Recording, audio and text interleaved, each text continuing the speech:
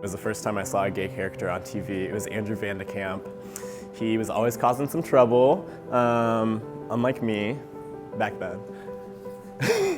I've never seen myself fully represented in media, but the first time that I would say something resonated with me, as cliche as it sounds, is the L Word. A lesser known show called South of Nowhere. Rosa Diaz from Brooklyn Nine-Nine. It's kind of a cliche, but the L Word. There's a show called The Bold Type that's on Freeform. Really haven't seen like a bisexual Asian character. I have never really seen my whole self represented in media. Now you have shows like Jane the Virgin, which is really cool about including the queer experience within the immigrant experience, which is kind of my experience. It's so important for queer folks to see ourselves represented in media, whether we're talking about entertainment media or online or even in the news. It meant a lot to me to see him and to see him eventually find acceptance with his family. Her name's Kat Edison. She's a multiracial, queer 25-year-old just trying to figure out her life in a big city. That's essentially what I'm doing here. It's important for other people when they're growing up to,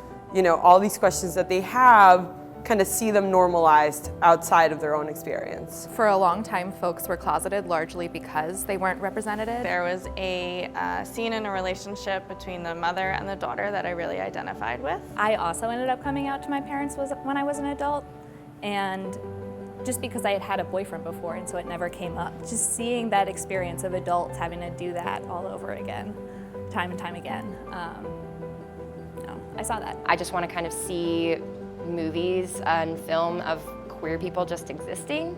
It's great, like coming out stories are great, but also we just very often don't see queer people existing as they are. It's really a great way for folks that are experimenting with their identities, and for youth in particular, who have a hard time coming out, to know that there are other folks just like them, and that our experiences, although all unique, also share many common threads. I wanted to be like, I just remember seeing him in bed with a boy and being like, ooh, wow, that could actually happen to me. I don't have to just play pretend with a woman my whole life.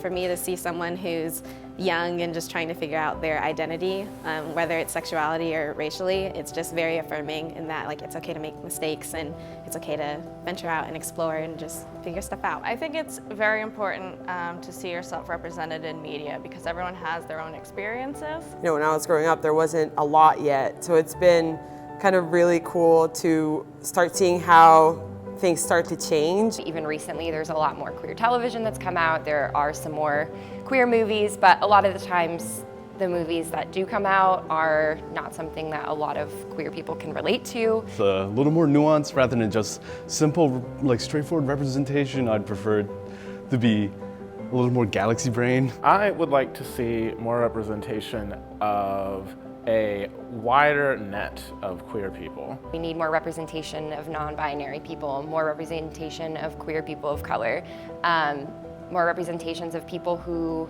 don't even know what their genders are, and their genders are constantly in flux and in process, and played by people who identify as such, not just straight people or cis people playing trans characters. To see a character that really represents me in media